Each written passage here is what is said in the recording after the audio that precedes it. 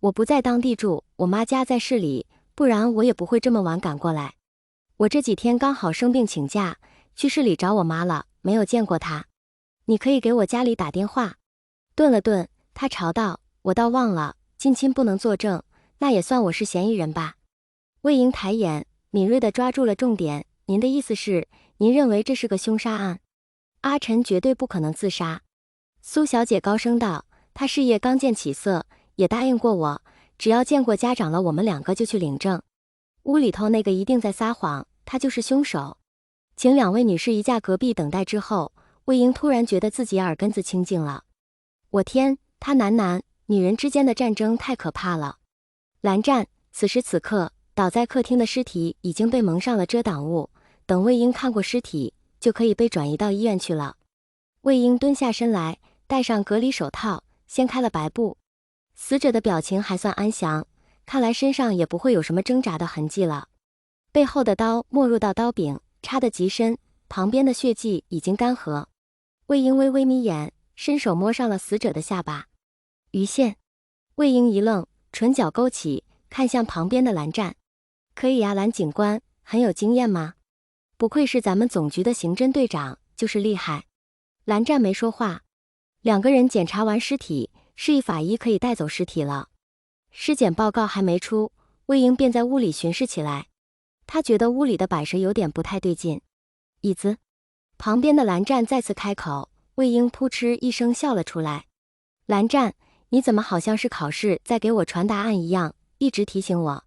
蓝湛说的不错，屋里最奇怪的地方就是椅子。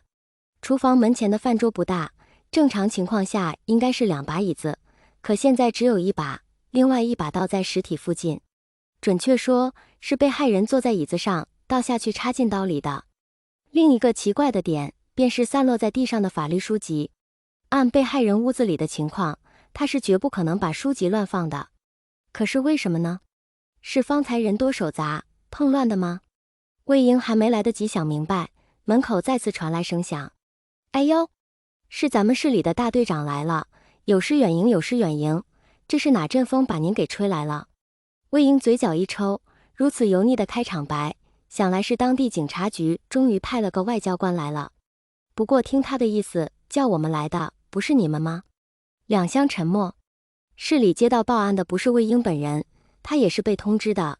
听说发生了命案，魏婴要了资料来就火急火燎的出发了，也没问是哪里来的报案电话。那报案人是谁？魏婴想不通，也就不想了。横竖人已经来了，谁打的电话也不是那么重要。便道：“这位前辈，容我一问，这案子负责人是谁？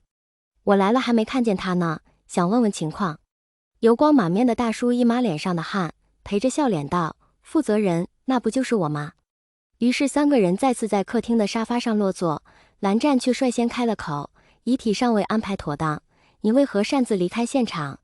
蓝湛的气场跟魏婴的完全不同，这也是方才审问2位女士的时候，他只听不说的原因。但凡他开口了，任谁也得先出一身冷汗。哦，魏婴除外。分局派来的大叔警员擦了擦额头上的汗，欲盖弥彰地解释道：“我回局里拿了点处理的东西来，路上耽误了点时间，不过具体的情况我都了解了，我觉得呀，这就是个自杀事件。”蓝湛，愿闻其详。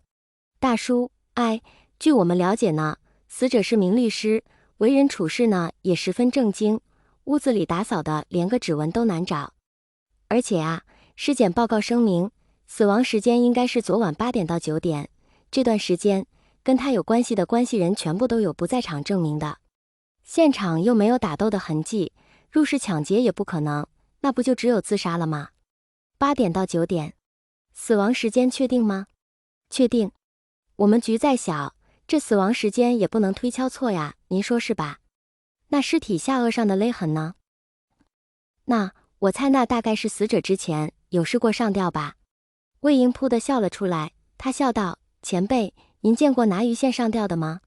老警员连连摆手：“前辈不敢当，不敢当。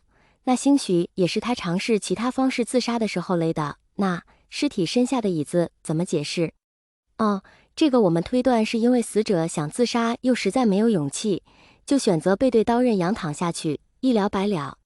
见他推断的实在有点扯皮，魏婴也就不勉强了。三人起身，握过手。蓝湛道：“此案由市警局接手，辛苦了。”这位蓝湛还没开口，魏婴抢道：“这位是咱们省里下来视察的领导，可厉害了，听他的没错。”哎呦，省里的，好好好，我去隔壁。二位有事叫我哈。好不容易送走了絮絮叨叨全是废话的大叔，魏婴端着自己记的资料往沙发上一靠，陷入了沉思。蓝湛坐到他身边，扫了一眼他手里的记录表，皱起了眉头。这写了个啥？他认真的辨认了几行，实在是猜不出来是什么意思。正好魏婴抬起头，看了看墙上挂着的表。咦，蓝湛，咱们是几点到的？11点13分。那咱们才在这里待了1个小时吗？蓝湛一愣，下意识低头看了看自己的腕表，如实道：“已经2个小时了。”旋即，他随着魏婴的目光，将视线投向了死者头顶的钟表上。压在身下的椅子，下颚上的勒痕，散乱的书籍，不准时的表。魏婴一跃而起，熟练地爬上了表下方摆着的电视机柜。蓝湛则选择帮他去搬个椅子。等蓝湛回来，魏婴已经从表盘里拽出了那根失踪的鱼线。果然不是自杀。蓝湛抬起头，站在高处的青年目光炯炯，从门口射进来的阳光打在他的身上，映着他得意扬起的唇角，耀眼的一时让人转不开视线。魏婴把那根鱼线从指针底部的圆盘上小心地拆下来，装进密封袋，放进自己的上衣口袋。回头才看见蓝湛替他搬了个椅子。蓝湛，我怎么感觉你今天跟椅子也特别有缘呢？下来。有了头绪，魏婴的行动迅速了不少。他捡起被踢得到处都是的书籍，拍干净上面的尘土，果然找到了小小的方形凹陷。那边的蓝湛给法医打过电话，迅速得到了回应。他回到魏婴身边，沉声道：“死者体内检测出安眠成分，那就差不多了。不在场证明应该也可以粉碎掉，问题是证据在哪里？房间里一尘不染，没有指纹。就算知道了作案手法，锁定了凶手，没有证据也依旧没有办法下令逮捕。对了，蓝湛，我问你个问题。说，你平常穿正装的时候会穿运动鞋吗？有病。”问完，魏婴自己也觉得这问题挺二的，他挠了挠头，一把拽住蓝湛的手腕，把他往门口带：“你来看，刚才那大叔说死者生前为人正经，一丝不苟，才把房间打扫得这么干净。我是不懂，我屋子里反正是乱的可以，所以我只好问你了。你看他的鞋，一般人常用鞋都会摆在最方便拿到的地方，比如鞋柜最下面，亦或者最上面。而门口的鞋柜上，皮鞋却被摆在了中间侧边的角落里。”蓝湛犹豫了一下，还是没有把手腕从他手里挣出来，只点头道：“奇怪。我也觉得奇怪。那么问题就来了，这是为什么？难道这鞋不是他自己摆的吗？”